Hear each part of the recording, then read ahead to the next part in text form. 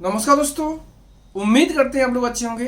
दोस्तों, पोलैंड के लिए जितने लोगों ने अप्लाई किया था आज तक मतलब अभी तक सभी लोगों के वर्क परमिट एप्लीकेशंस हो चुके हैं। मतलब कि जिन लोगों के डॉक्यूमेंट्स हमारे पास में 31 मार्च 2025 तक आए थे या उससे पहले आए थे या जो लोग मूव हुए थे, उन सभी लोगों के वर्क परमिट एप्लीकेशंस हो चुके हैं। चाहे वो कोई भी प्रोफाइल हो, चाहे चिकन पैकेजिंग हो या मशरूम के लिए हो या फिर एग्रीकल्चर के लिए हो, फूड फैक्ट्री के लिए हो, सभी लोगों के वर्क परमिट एप्लीकेशंस हो चुके हैं। अब जो रिक्वायरमेंट जो हमारे पास में प्रोसेस है, लाइक इनका जो नेक्स्ट प्रोसेस होता है सबमिशन स्लिप का, तो उसमें से काफ़ी लोगों को ऑलरेडी इन्फॉर्म कर दिया गया है। जिनका सबमिशन स्लिप नहीं आता उनको ऑलरेडी इन्फॉर्म कर दिया गया ईमेल के माध्यम से, और जिनका जो सबमिशन स्लिप आता है उनका अभी नेक्स्ट वीक से शुरू हो जाएगा और उनको सबमिशन स्लिप मिलना शुरू हो जाएगा। हो सकता है कि कुछ लोगों को इस फ्राइडे से भी शुरू हो जाए, बाकी नेक्स्ट वीक से तो डेफिनेटली सभी लोगों के सबमिशन स्लिप शुरू हो जाएंगे, मिल जाएंगे उनको। शायद हो सकता है 2-4 लोग बचे तो उनको उससे नेक्स्ट वीक में जाए, अदरवाइज नेक्स्ट वीक में मैक्सिमम लोगों के सबमिशन स्लिप मिल जाएंगे। दोस्तों, इस महीने के स्टार्टिंग से ही वर्क परमिट एप्लीकेशन शुरू थे। 1 तारीख को भी हुए, 2 तारीख को भी हुए, उसके बाद continuous work permit application slot by slot चल रहे थे। अभी हमारे पास पुराने सभी लोगों के वर्क परमिट एप्लीकेशन हो चुके हैं। अभी हम काफ़ी रिलैक्स फील कर रहे हैं, क्योंकि सबसे इंपॉर्टेंट है कि कोटा जनरेट करना काफ़ी मुश्किल हो जाता है और सबसे इंपॉर्टेंट होता है एप्लीकेशन हो जाना। एप्लीकेशन हो जाएगा तो हम श्योर होगा कि अब उन लोगों के वर्क परमिट जरूर आएंगे। और एक चीज़ मैं आपको बताऊँ, पोलैंड के लिए, पोलैंड में कभी भी अभी तक का मैंने आज दिन तक कभी कोई भी ऐसा केस नहीं देखा जिसमें से वर्क परमिट एप्लीकेशन होने के बाद में अप्रूवल ना हुआ हो। मतलब कि वर्क परमिट अप्लाई हुआ तो आपका अप्रूवल जरूर आएगा, आपका वर्क परमिट जरूर आएगा। अप्लाई से पहले कंपनी और लॉयर वगैरह सब कुछ आपके डॉक्यूमेंट्स को पहले से चेक कर लेते हैं, जिस प्रोसेस को लीगलाइजेशन बोलते हैं। तो अभी जितने लोगों का प्रोसेस होगा सभी लोगों के प्रोसेस हो चुके हैं, और जितने लोगों के भी एप्लीकेशंस जा चुके हैं सभी को इसके बारे में ऑलरेडी या तो इन्फॉर्मेशन मिल चुकी है या फिर इन्फॉर्मेशन मिल जाएगी बहुत जल्दी। अब एक सबसे इंपॉर्टेंट चीज़ है कि बैंक स्टेटमेंट वाला पार्ट। बैंक स्टेटमेंट वाला पार्ट आप लोगों को ध्यान रखना है कि जिस दिन आपका वर्क परमिट अप्लाई हुआ है उसके एग्जैक्टली 1.5 महीने के बाद से आप लोग अपना बैंक स्टेटमेंट मेंटेन करना शुरू कर दीजिए। हमारी टीम आपको इसके बारे में गाइड करेगी, सजेस्ट करेगी कैसे करना है, क्या करना है, पूरी तरफ से आपको गाइड किया जाएगा। एग्जैक्टली 1.5 महीने के बाद, जैसे 90 डेज के अंदर वर्क परमिट अप्रूवल आता है तो आप 45 डेज के बाद से आपको बैंक स्टेटमेंट मेंटेन करना शुरू कर देना चाहिए, अगर हमें टाइमली चीज़ों को करना है तो। अभी इस टाइम पर देख रहे होंगे तो आप लोगों को वीज़ा स्टैंपिंग दिखना शुरू हो रहा होगा, काफ़ी लोगों के ऑलरेडी हो रहा है, हालांकि उतना वॉल्यूम में नहीं है, लेकिन जो जो इक्का दुक्का एप्लीकेशन जा रहा है उनका वीज़ा एप्लीकेशन चल रहा है। तो आने वाले टाइम पर जब ये चीज़ें फ्लो में आएंगी, इसका जो एक वॉल्यूम बढ़ेगा तो उसके बाद में रिजल्ट में स्टैंपिंग भी वॉल्यूम में बढ़ने वाली है, और उसके लिए हम अपनी तरफ से प्रिपेयर्ड रहे तो बेस्ट रहेगा। जब 2024 में गाइडलाइंस आया था कि अब डिजिटल सबमिशंस होगा, उस टाइम पर उन्होंने हमें अपडेट किया था कि हमें पीसीसी 2 टाइम चाहिए होगी, लेकिन अभी ये कंफर्म हो गया कि हम पीसीसी हमें सिर्फ एक बार चाहिए, और वो चाहिए वीजा एप्लीकेशंस के टाइम पर।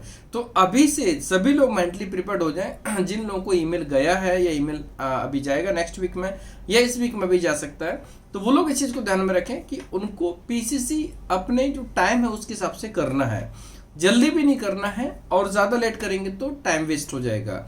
आपको पीसीसी करनी है, आपको वर्क परमिट एप्लीकेशन होने के बाद आपको करना है, और ये कब करना है, जब आपका सॉफ्ट कॉपी आ जाए। कई बार कुछ लोगों का जो टाइमिंग है ना पीसीसी का ज़्यादा लगता है, 1-1.5 महीने का टाइम लगता है। जहाँ पर 1.5 महीने से ज़्यादा का टाइम लगता है ना, वो लोग मीन्स आपको ये मान लीजिए वर्क परमिट एप्लीकेशन के 2 महीने बाद भी कर सकते हैं, लेकिन जहाँ तक मैं मुझे पता है उसके हिसाब से लगभग 1 महीने के अंदर मैक्सिमम जगह पीसीसी बन जाता है, और 1 महीने के अंदर पीसीसी बन जाता है तो डेफिनेटली आप सॉफ्ट कॉपी आने के बाद पीसीसी अप्लाई कर सकते हैं।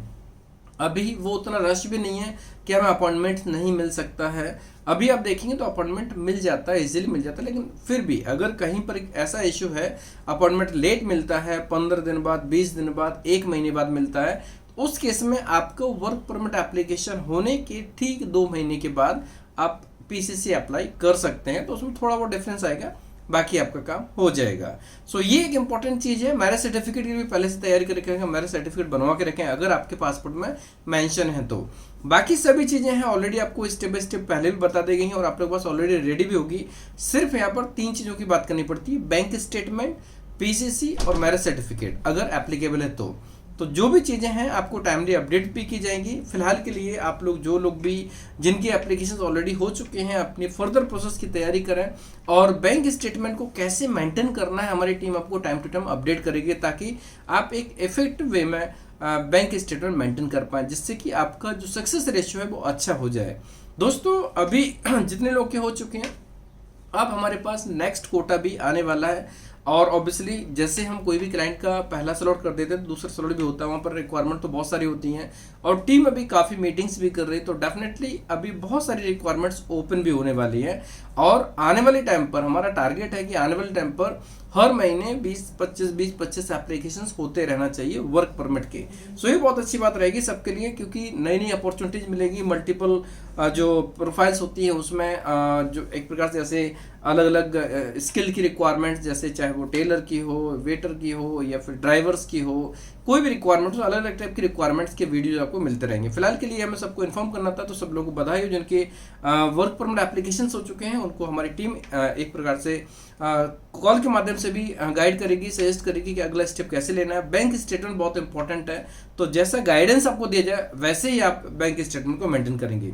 उम्मीद करते हैं इन्फॉर्मेशन अच्छी लगी होगी। अगर आपको अच्छी लगे तो दोस्तों में क्लासमेट कलीग को शेयर कर सकते हैं, जिससे कि उनको इसके बारे में डिटेल इन्फॉर्मेशन पता चले कि प्रोसेस कैसे होता है और खास तौर से चीज़ों पे स्टेप्स कैसे लेने होते हैं।